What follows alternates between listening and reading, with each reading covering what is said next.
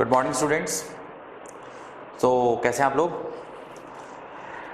पिछली क्लास में हम लोगों ने पोटेंशियोमीटर स्टार्ट किया था, लेकिन हम पोटेंशियोमीटर के बारे में ज़्यादा डिटेल में नहीं पढ़ पाए थे। हमने कुछ बातें पढ़ी थी कि पोटेंशियोमीटर क्या होता है और जनरली किस काम के लिए इस्तेमाल होता है। तो ये बातें हमने पिछली क्लास में सीखी थी। वहाँ पे हमारे पास एक टर्म आई थी जिसको मैंने बोला था पोटेंशियल ग्रेडियंट, जिसके बारे में मैंने कोई खास जिक्र नहीं करा था। तो आज की क्लास की शुरुआत हम उसी टर्म से करते हैं। सो पोटेंशियल ग्रेडियंट,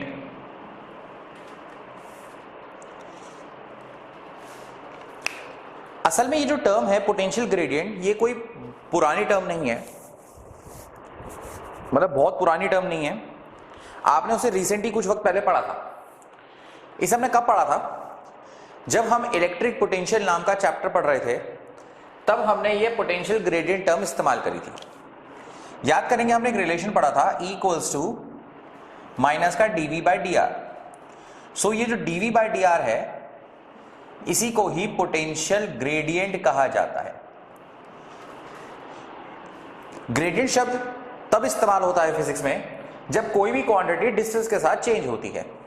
तो क्योंकि यहां पे पोटेंशियल, इलेक्ट्रिक पोटेंशियल डिस्टेंस के साथ चेंज हो रहा था, तो इसलिए मैंने dv बाई डी आर को पोटेंशियल ग्रेडियंट बोला।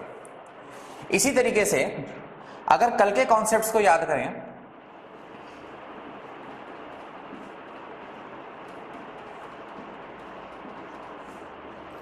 So the rate of change of electric potential with distance, या फिर आप इलेक्ट्रिक पोटेंशियल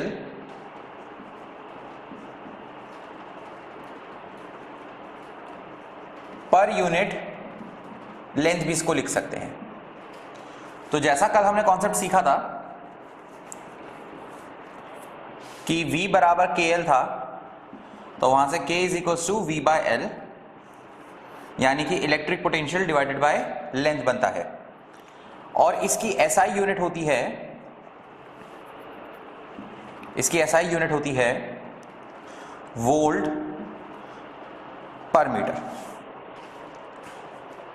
सवाल अब ये उठता है कि आखिर उस समय दिमाग में कैसे आया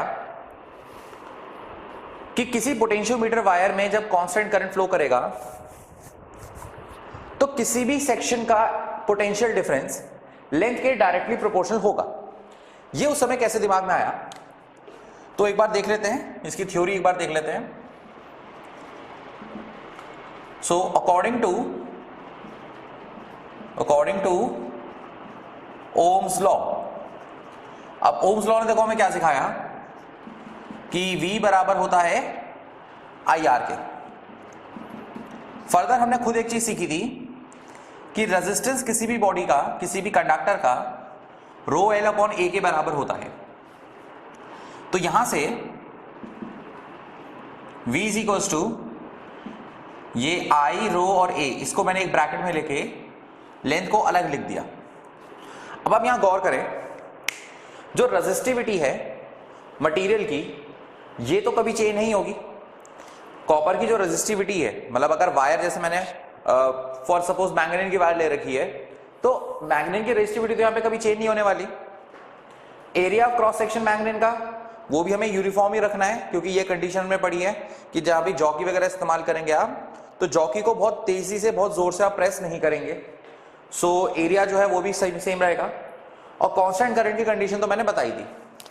so if current is constant, if current is constant then V proportional to L, and here जो K होगा, जिसको मैंने V by L लिखा है, वो K का एक फॉर्मूला यहां से और बन सकता है, that is I rho upon A।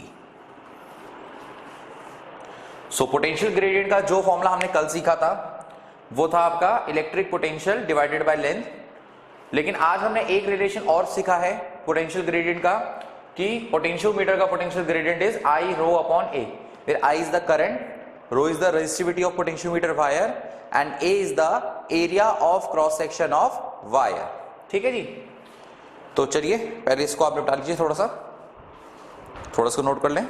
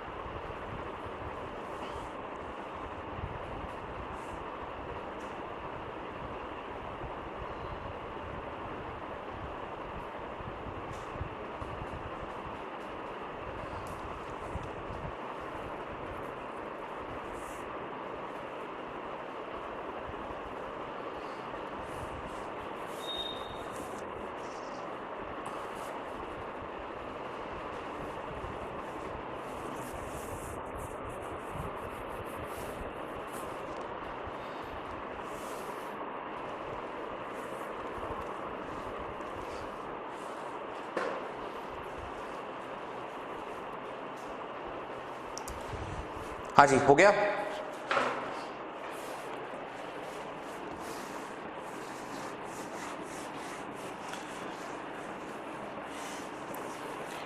किसी भी पोटेंशियोमीटर के लिए पोटेंशियल ग्रेडियंट की बहुत इंपॉर्टेंस होती है, तो सब हेडिंग डालते हैं इसके अंदर, इंपॉर्टेंस ऑफ के।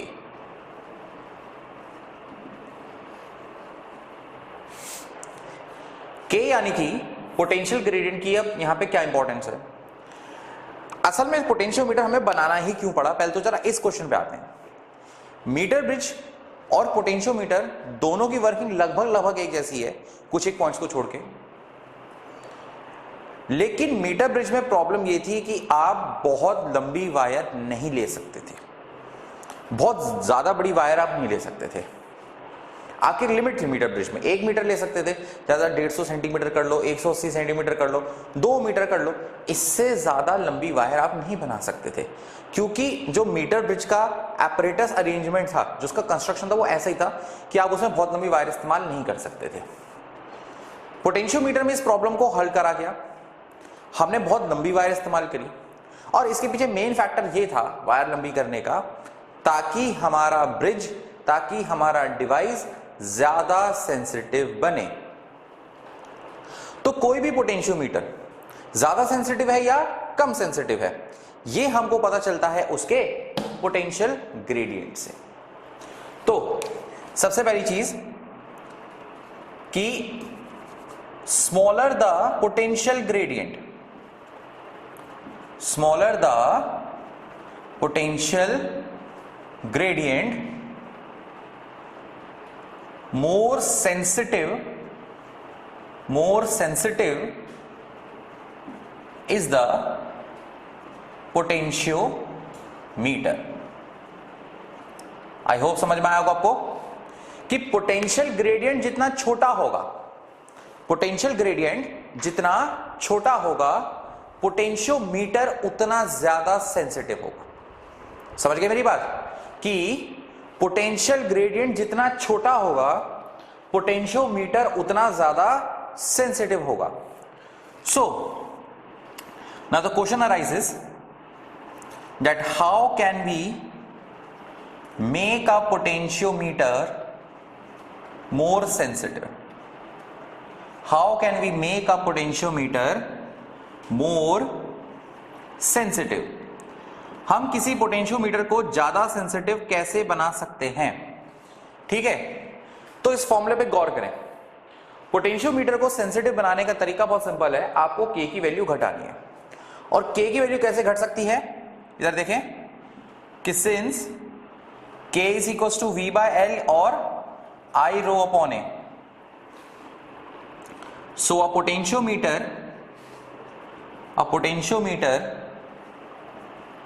can be made more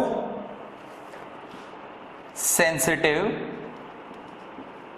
by, पहला क्या, सेंसिटिव बनाना है यानी कि K को घटाना है। और पहले फॉर्मूले से देखो K कैसे घटेगा, अगर लेंथ को बढ़ा दिया जाए, टोटल लेंथ को बढ़ा दिया जाए पोटेंशियोमीटर वायर की, तो K की वैल्यू अपने आप घट जाएगी। सो पहला by increasing the total length of wire, जो पोटेंशियोमीटर वायर आप इस्तेमाल कर रहे हैं उस वायर की लंबाई को बढ़ा दो। और मैंने कहा ना, वायर की लंबाई बढ़ाना पोटेंशियोमीटर में पॉसिबल है, क्योंकि पोटेंशियोमीटर में आपने एक सिंगल वायर नहीं लगा रखी है, आपने एक एक मीटर के, कह सकते हैं एक एक मीटर के कई सेक्शन लगा रखे, 1 मीटर का, फिर 1 मीटर का, फिर 1 मीटर का। तो अब ये आपकी मर्जी है कि आप वो कितने भी सेक्शन ऐड करते जाएं। मीटर ब्रिज में आप एक वायर अलग से नहीं जोड़ सकते थे, मीटर ब्रिज में वायर लंबी करना मतलब काफी मुश्किल का काम। पर इस केस में, पोटेंशियोमीटर के केस में, वायर की लेंथ को बढ़ाना कोई बहुत मुश्किल नहीं है, आपको सिर्फ 1 मीटर के सेक्शन ही बढ़ाने हैं। तो वो आपकी इच्छा है, आप जितने मर्जी सेक्शन बढ़ा दें। दूसरा है, पोटेंशियल ग्रेडियंट कम ऐसे किया जा सकता है, अगर मैं सर्किट में, पूरी पोटेंशियोमीटर सर्किट में फ्लो होने वाले करंट को कम कर दूं। क्योंकि देखो रो और ए तो वैसे भी चेंज नहीं हो सकते, है ना, रो और ए तो वैसे भी चेंज नहीं हो सकते, रो कांस्टेंट है, एरिया कांस्टेंट है। सो बचा क्या, करंट। और करंट कैसे कंट्रोल होता है, याद करो, कल पोटेंशियोमीटर सर्किट में मैंने टॉप पे एक RH करके बनवाया था, कुछ पेज पलट लो, देख लो, वहां पे था RH करके था, ऐसा था कुछ, ऐसा था कुछ, ये बनवा रखा था। इसको कहते हैं रियोस्टैट। रियोस्टैट भी एक डिवाइस होता है, वेरिएबल रेजिस्टेंस आप इसको कह सकते हैं, जो आपको इजीली आपके फिजिक्स लैबोरेटरी में मिल जाता है। सो रियोस्टैट का काम होता है रेजिस्टेंस को चेंज करके करंट को कंट्रोल करना, करंट को चेंज करना। तो रियोस्टैट की हेल्प से हम करंट को कम कर सकते हैं, और करंट के कम होने से हमारा पोटेंशियल ग्रेडियंट कम हो जाएगा, जिससे सेंसिटिविटी बढ़ जाएगी। सो सेकेंड ऑप्शन है, by decreasing the current, by decreasing the current in circuit by help of rheostat। तो रियोस्टैट की हेल्प से K को, करंट को कम कर सकते हैं, और करंट को कम करने से क्या हो जाएगा, K कम हो जाएगा, और K को कम करने से क्या होगा, पोटेंशियोमीटर ज्यादा सेंसिटिव बन जाएगा। समझ में आ गई मेरी बात, पक्का? तो चलिए इसको कॉपी पेस्ट कीजिए, इतना पार्ट पहले कॉपी पेस्ट करें।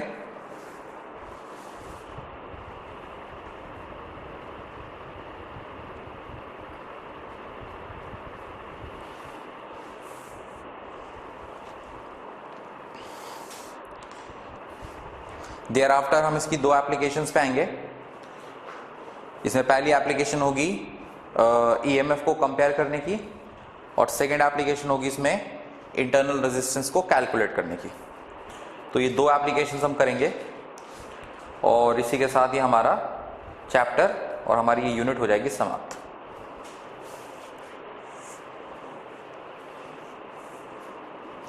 और जैसे ही ये चैप्टर खत्म होता है तो मान के चलिए कि इसका टेस्ट नजदीक है, फिर तो उसके टेस्ट की आप तैयारी करके रखें।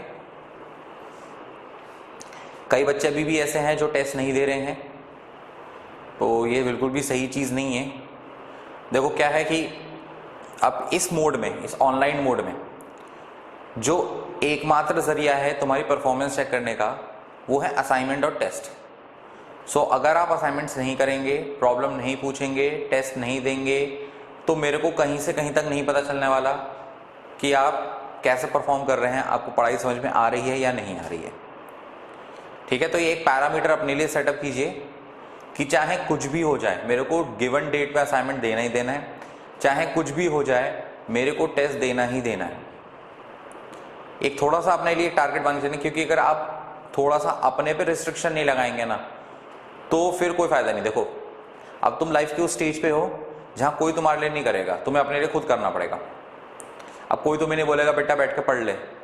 कॉलेज में जाने वाले हो, अगर होप्स हो कोरोना जल्दी खत्म हो जाए तो कॉलेज भी खुल जाएंगे, तो भाई कॉलेज में जाने वाले हो, कॉलेज में कोई नहीं बोलने वाला तुम्हें भाई कि तुम पढ़ लो, सच में नहीं कहने वाला। मैं इंडिया के टॉप मोस्ट साइंस कॉलेज में पढ़ा हूं, मैं दिल्ली यूनिवर्सिटी हंसराज कॉलेज से पढ़ा हूं मैं, और वहां भी मतलब टीचर्स को मतलब नहीं था इवन कि बच्चे पढ़ लें। कोई पढ़ रहा है तो ठीक है ना, बंक मार रहा तो भाई उसकी मर्जी, बंक मार रहा है तो उसकी मर्जी, क्लास अटेंड नहीं कर रहा उसकी मर्जी, टेस्ट नहीं दे रहा उसकी मर्जी। आखिर में सब कुछ टीचर के हाथ में होता था। वो इंटरनल के नंबर उसके हाथ में होते थे, प्रैक्टिकल के नंबर उसके हाथ में होते थे। आप क्या करोगे? टीचर तो आपकी परफॉर्मेंस को बेसिस बनाएगा कि आप तो क्लास में आते ही नहीं थे या तो टेस्ट देते ही नहीं थे। तो भाई अब वो टाइम है जब तुम्हें खुद के लिए जागरूक होना पड़ेगा। अब वो समय चला गया और धीरे धीरे जा रहा है कि जब तुम्हें डंडे के बल पे पढ़ाया जाता था, अब तुम डंडे के बल पे नहीं पढ़ोगे। ये बात सच है, सच है, 100% सच है कि अब तुम डंडे के बल पे नहीं पढ़ोगे। तो अब आपको क्या करना है? अब आपको खुद अपने लिए टारगेट सेट करने हैं कि भाई अगर तुमने जो भी अपनी ड्रीम जॉब सोची है, अगर तुम्हें लगता है कि हाँ इस पढ़ाई से ही वो मुमकिन है, या इस पढ़ाई के बाद जो एग्जाम होगा उस एग्जाम को क्लियर करने के बाद ही वो मुमकिन है, तो भाई तो तुम ध्यान दो, है ना। बट अगर आपका पैशन कुछ ऐसा है कि जिसमें ये पढ़ाई कहीं से कहीं तक काम नहीं आने वाली, इसके आगे जेईई, नीट, एनडीए, एमएनएस कुछ काम नहीं आने वाला, तो फिर आप अपने पैशन पे ध्यान दें। बस इतनी पढ़ाई करें कि आप 12th क्लियर कर लें। तो अब आपको डिसाइड करना पड़ेगा, अब आप छोटे बच्चे नहीं हो, ये ध्यान रखो। अगर तुम इंस्टाग्राम, फेसबुक, व्हाट्सएप, स्नैपचैट पे खेल सकते हो, XYZ वाला गेम खेल सकते हो, तो भाई अब तुम अपने फ्यूचर के बारे में भी सोच सकते हो। ठीक है, थोड़ा विचार कीजिएगा। चलो, मेरा काम था तुम्हारा टाइम थोड़ा खराब करना ताकि तुम लिख सको। तुमने लिख लिया। हाँ जी, आगे बढ़ेंगे। हम एप्लीकेशन से स्टार्ट करेंगे। इसकी हेडिंग डालेंगे एप्लीकेशंस ऑफ पोटेंशियोमीटर। हेडिंग डालेंगे applications of potentiometer. Applications of potentiometer. और फर्स्ट एप्लीकेशन लिखिए इसके अंदर, फर्स्ट एप्लीकेशन लिखिए इसके अंदर, लिखिए comparison of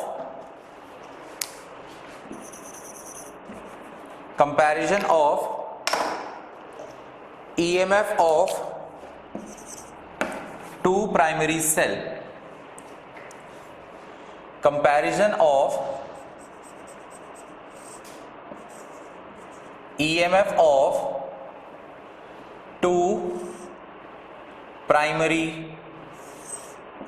cell.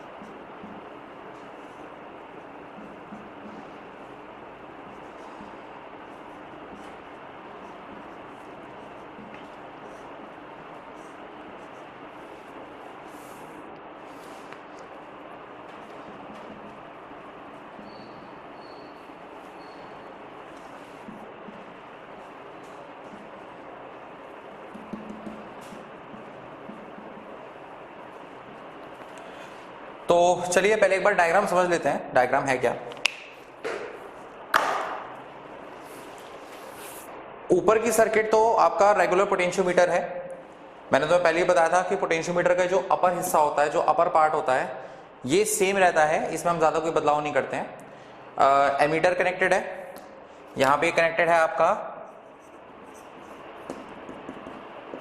Driving cell या ड्राइविंग बैटरी कर सकते हैं, साथ में कनेक्टेड है रियोस्टैट, और इसके बाद हमारे पास मैंगनीन वायर के सेक्शन कनेक्टेड है। जैसे देखो ये एक सेक्शन, फिर ये दूसरा सेक्शन, फिर ये तीसरा, चौथा, पांचवा, तो ऐसे ये डिफरेंट डिफरेंट सेक्शन है मैंगनीन वायर्स के, जो कि आपस में कनेक्टेड है by the help of copper strips. तो ये जो ऊपर की जो सर्किट है ये तो हर बार ऐसी रहनी है, चाहे आप कोई भी एप्लीकेशन पढ़ें, ये तो ऊपर ऐसी रहनी है। इस ऊपर वाली सर्किट को हम लोग ड्राइविंग सर्किट कहते हैं। दिस इज नोन एज क्या? Driving circuit. इस सर्किट को कहा जाता है ड्राइविंग सर्किट, ठीक है जी। अच्छा, अब इस ड्राइविंग सर्किट के साथ यहां देखिए नीचे, यहां पे एक और सर्किट कनेक्टेड है, एक सब सर्किट कनेक्टेड है। इस सब सर्किट में दो सेल आप कनेक्ट करेंगे। ये वही दोनों सेल हैं जिनके रेजिस्टेंस हमको कंपेयर करने हैं, ठीक है। ये वही दो सेल हैं जिनके रेजिस्टेंस हमको जिनके ईएमएफ हमको कंपेयर करने हैं। सो E1 और E2 ये दो सेल हैं जिनके ईएमएफ हमको कंपेयर करने हैं। अच्छा, अब एक चीज ध्यान देना, ये दोनों सेल हमें कैसे कनेक्ट करने हैं। E1 और E2 सेल आपको ऐसे कनेक्ट करने हैं कि E1, E2 और ड्राइविंग सेल तीनों के पॉजिटिव टर्मिनल A पे लगे। समझो मेरी बात, आपको ये E1, E2 दो प्राइमरी सेल ऐसे कनेक्ट करने हैं कि E1 का पॉजिटिव, E2 का पॉजिटिव और ड्राइविंग सेल का पॉजिटिव, ये तीनों के तीनों A पे कनेक्टेड हो। A वो स्टार्टिंग पॉइंट है जहां से हमारी मैग्नेट वायर शुरू है और जहां से हमारा स्केल की रीडिंग भी स्टार्ट हो जाएगी, तो वो हम स्टार्ट करेंगे इसमें। अब ऐसा क्यों लेंगे इसको मैं बताऊंगा, आगे बताऊंगा। अच्छा, फिर इस E1, E2 के नेगेटिव टर्मिनल जो हैं एक डिवाइस से कनेक्ट होंगे, इसको कहा जाता है टू वे की। नॉर्मली आपके फिजिक्स प्रैक्टिकल्स में जो लैब होती हैं उसमें जो की होती हैं वो कुछ इस तरह की होती हैं। उसमें आप एक प्लग डाल के, ऐसे एक प्लग डाल के सर्किट कनेक्ट करते हैं। तो ये होती है वन वे की। वन वे की का मतलब जिसमें करंट के पास सिर्फ एक ही रास्ता है, एक ही डायरेक्शन है जाने के लिए। टू वे की ऐसे होती है,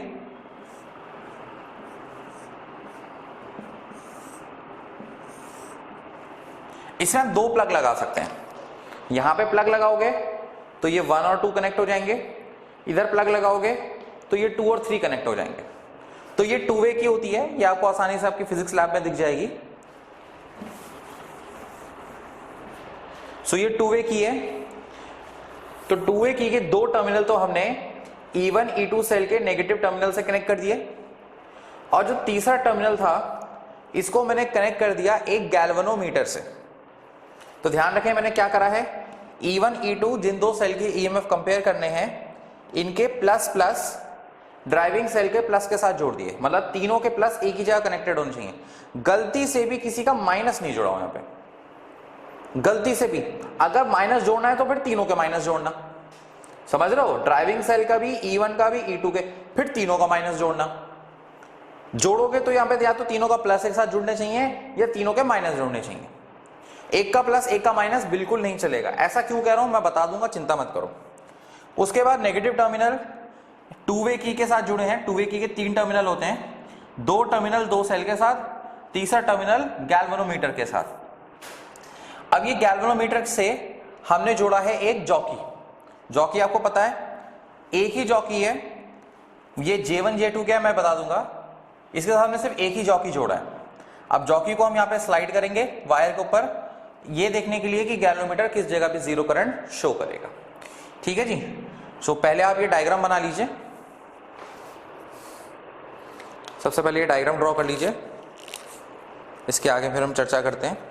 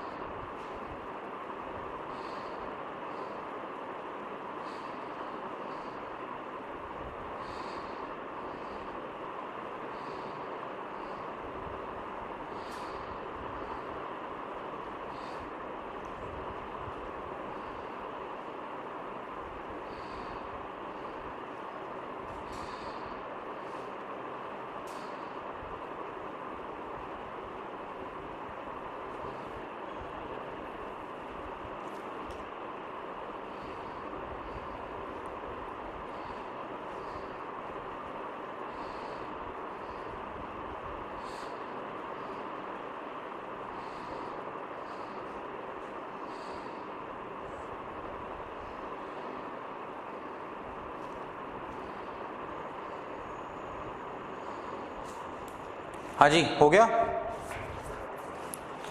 तो चलिए इसमें दो कहानी लिख लेते हैं छोटी छोटी सी। लिखिए, consider two primary cells, consider two primary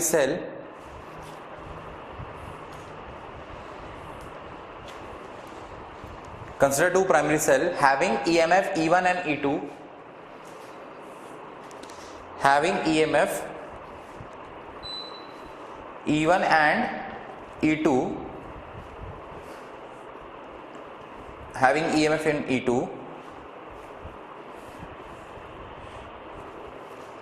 whose EMFs are to be compared, whose EMFs are to be compared, जिनके EMF हमको कंपेयर करने हैं, तो वो दो सेल हमने ले रखे हैं, इनका EMF E1 और E2 है। ठीक है जी। नेक्स्ट लाइन से,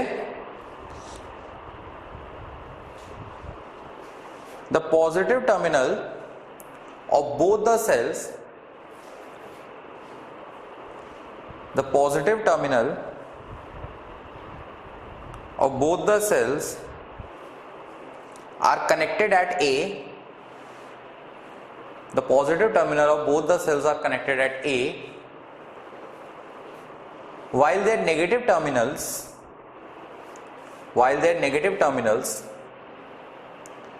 are connected to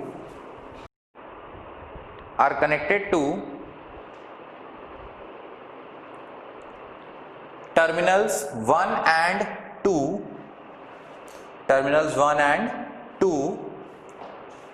of a two-way key, terminals 1 and 2 of a two-way key.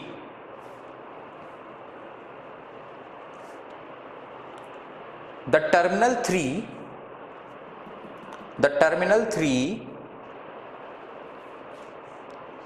is connected to a galvanometer,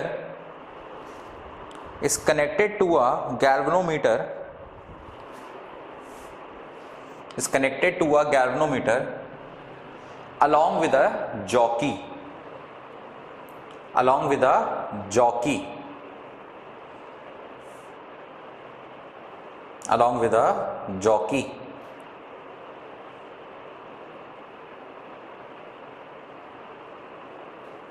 सही है जी। सब हेडिंग डालिए, वर्किंग, सब हेडिंग डालिए वर्किंग। इसकी वर्किंग को हम दो पार्ट में डिवाइड करते हैं। सबसे पहले हम क्या करेंगे,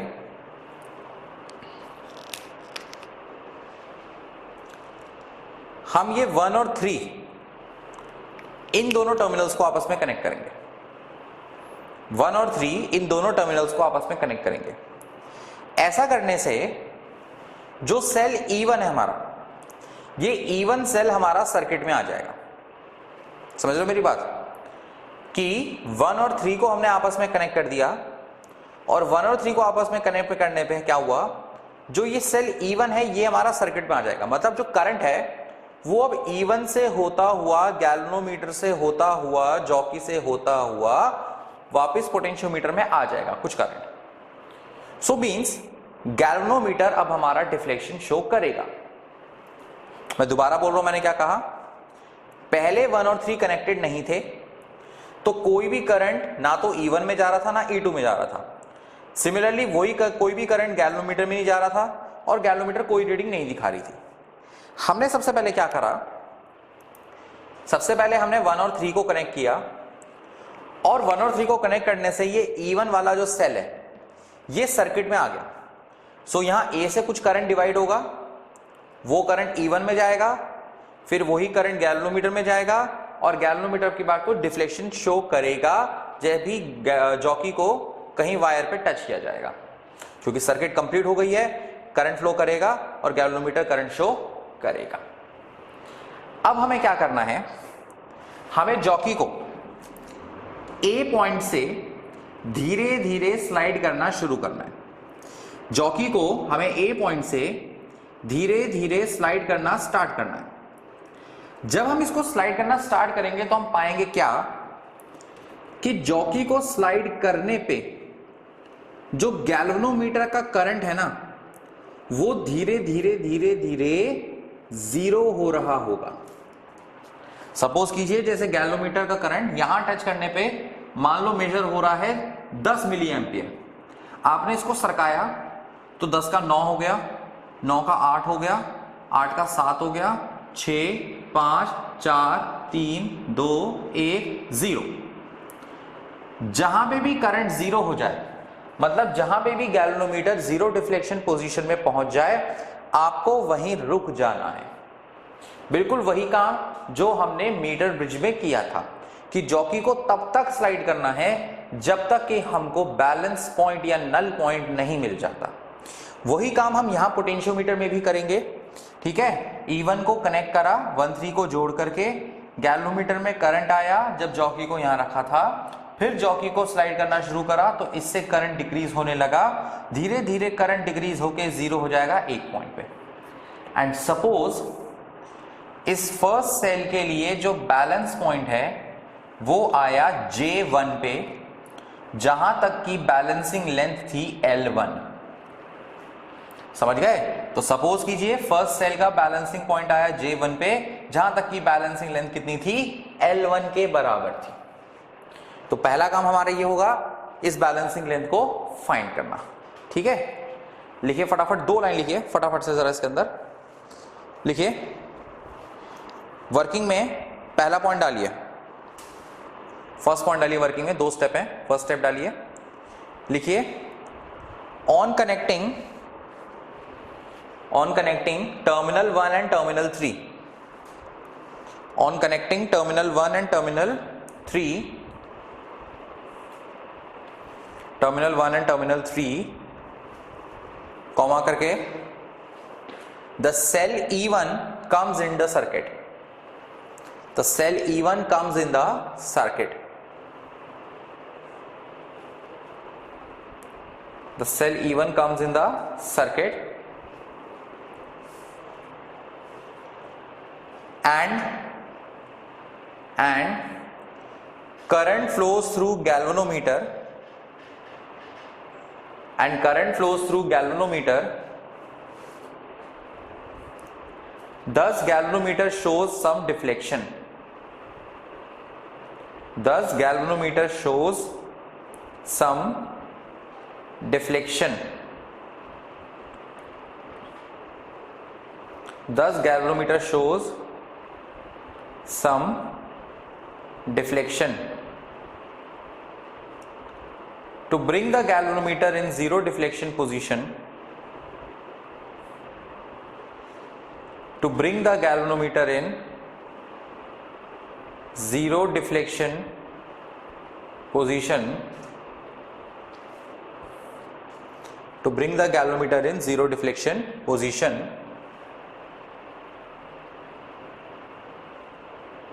slide the jockey over wire, potentiometer wire, slide the jockey over potentiometer wire and find the null point, slide the jockey over potentiometer wire and find the null point. Suppose it is at J1, suppose it is at J1, suppose it is at J1 and the balancing length is L1, and the balancing length is L1. ऊपर देखिए, तो क्योंकि हम जानते हैं since V is equal to किसके बराबर होता है? KL के बराबर होता है, तो V जितनी वोल्टेज को हम बैलेंस कर रहे हैं, कनेक्टेड जो वोल्टेज है वो कितनी है? वो है E1 इंटू K, ये पोटेंशियल ग्रेडियंट हो गया, और बैलेंसिंग लेंथ कितनी हो गई? ये L1 हो गई। This is equation 1। फटाफट लिखिए इसको। So E1 equal to KL1,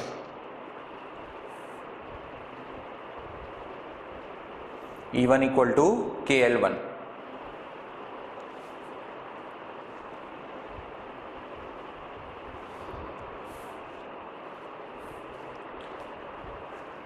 अब सेकेंड पॉइंट पे आइए। सेकेंड पॉइंट पे 1 3 को डिस्कनेक्ट करके हम 2 और 3 को कनेक्ट करेंगे। 1 और 3 को डिस्कनेक्ट कर दिया और अब 2 और 3 को कनेक्ट करेंगे। ऐसा करने से E2 वाला सेल सर्किट में आ जाएगा। अब सेम वही स्टेप रिपीट करने हैं, यानी कि फिर से जब करंट फ्लो करेगा गैल्वेनोमीटर डिफ्लेक्शन शो करेगा, फिर से आपके जॉकी को स्लाइड करना है, फिर से नल पॉइंट निकालना है एंड दिस टाइम मान लीजिए कि नल पॉइंट J2 पे आया, जहां तक की बैलेंस लेंथ कितनी है L2। तो अब की बार बैलेंसिंग पॉइंट आया J2 पे, जहां तक की बैलेंसिंग लेंथ है L2 है। तो यही स्टेप रिपीट करेंगे लेकिन अब E2 के साथ। सो सेकेंड पॉइंट डालिए, लिखिए now disconnecting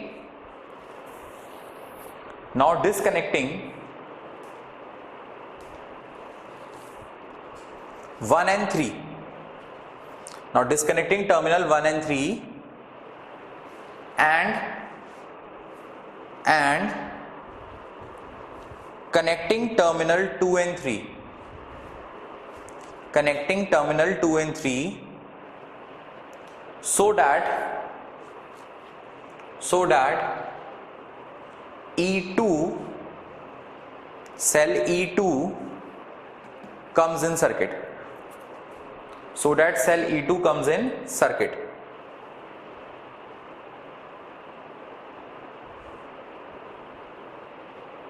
And galvanometer shows deflection. And galvanometer again shows deflection. Slide the jockey over potentiometer wire. Slide the jockey over potentiometer wire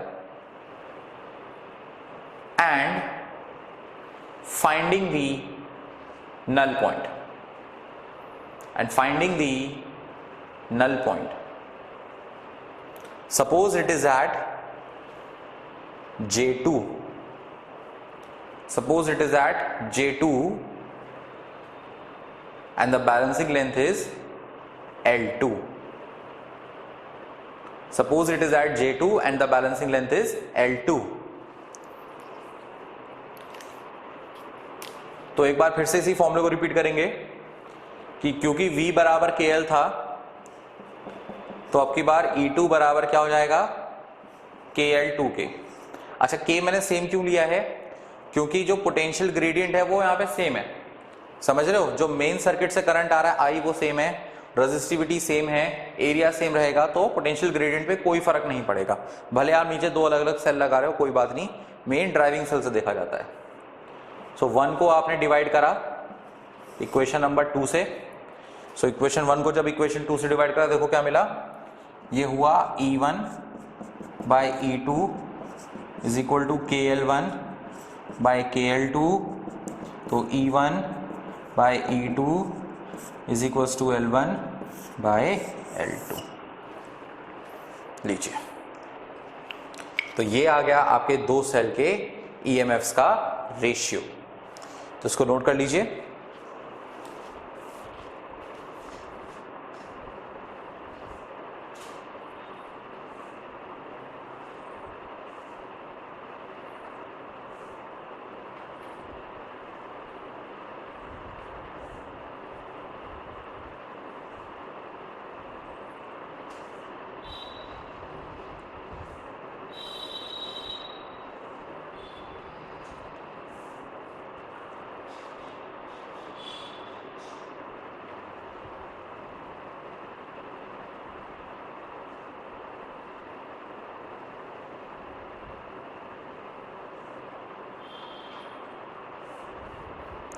अच्छा, इस पूरी कहानी में अब बच्चा मेरे से एक सवाल करता है कि सर जॉकी को स्लाइड करने से ऐसा क्या हुआ कि गैल्वेनोमीटर का डिफ्लेक्शन जीरो हो गया? मीटर ब्रिज में डिफ्लेक्शन जीरो हुआ था क्योंकि वहां पे P/Q is equal to R/S वाली कंडीशन आ जाती है। यहां तो कोई लेफ्ट गैप राइट गैप भी नहीं है, तो यहां पे ऐसा क्या हुआ बेसिकली कि गैल्वेनोमीटर का करंट जीरो हो गया? सवाल अच्छा है, तो इसकी एक्सप्लेनेशन देके मैं क्लास को ओवर करूंगा।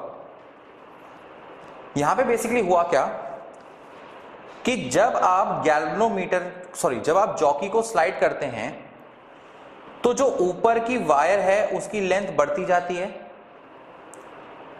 अब जैसे जैसे ऊपर की वायर की लेंथ, जैसे मान लो AJ1 का पोर्शन है ना, तो AJ1 जैसे बढ़ता जाएगा अगर आप J1 को स्लाइड करते जाओगे, और इससे इस वायर के सेक्शन का वोल्टेज भी बढ़ता जाएगा। आप जितनी बड़ी लेंथ यहां पे लोगे, हमने कल पढ़ा था ना V प्रोपोर्शनल टू L, तो जितनी ज्यादा लेंथ लोगे उतनी ज्यादा वोल्टेज, उतनी ज्यादा पोटेंशियल डिफरेंस। तो जैसे जैसे आप जॉकी को सरकाओगे, जैसे जैसे जॉकी को स्लाइड करोगे, इस वायर का पोटेंशियल डिफरेंस या वोल्टेज बढ़ती जाएगी। और एक समय ऐसा आएगा जब वायर पे वोल्टेज बिकम्स इक्वल टू जो आपने नीचे सेल लगा रखा है उसकी वोल्टेज के बराबर हो जाएगा।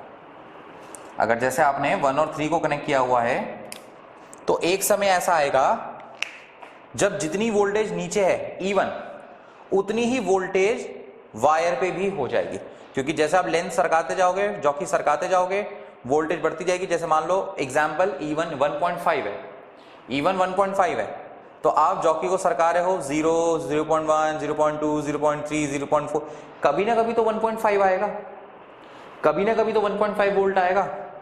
तो जब ऊपर वायर की voltage become equal to cell की वोल्टेज के हो जाएगा तो ऊपर नीचे voltage difference, potential difference become 0, और 0 पोटेंशियल डिफरेंस में कोई करंट फ्लो नहीं होता, यानी गैल्वेनोमीटर कोई डिफ्लेक्शन शो नहीं करेगा। ठीक है, तो जो बच्चे ये सोच रहे थे कि यहां पे जॉकी को सरकाने से डिफ्लेक्शन 0 क्यों हुआ, क्योंकि यहां मीटर ब्रिज की तरह P/Q=R/S भी नहीं हो रहा है, यहां पे मीटर ब्रिज की तरह लेफ्ट गैप राइट गैप भी नहीं हो रहे हैं, तो यहां पे डिफ्लेक्शन 0 क्यों हुआ। तो बेसिकली आप वोल्टेज को इक्वल कर रहे हो, जो वोल्टेज आपने सेकेंडरी सर्किट में लगा रखी है वो, और जो वोल्टेज इस वायर पे आ रही है जॉकी और A के बीच में। जब ये वोल्टेज बराबर हो जाएंगी, जब ये पोटेंशियल बराबर हो जाएंगे, तो पोटेंशियल डिफरेंस दोनों का हो जाएगा 0 और करंट हो जाएगा 0। ठीक है जी, तो चलिए आज के लिए हम इस कहानी को यहीं रोकते हैं फिलहाल के लिए। सेकंड एप्लीकेशन है, लेकिन सेकंड एप्लीकेशन हम अगली क्लास में डिस्कशन करेंगे। ठीक है, चलिए आज के लिए इतना ही।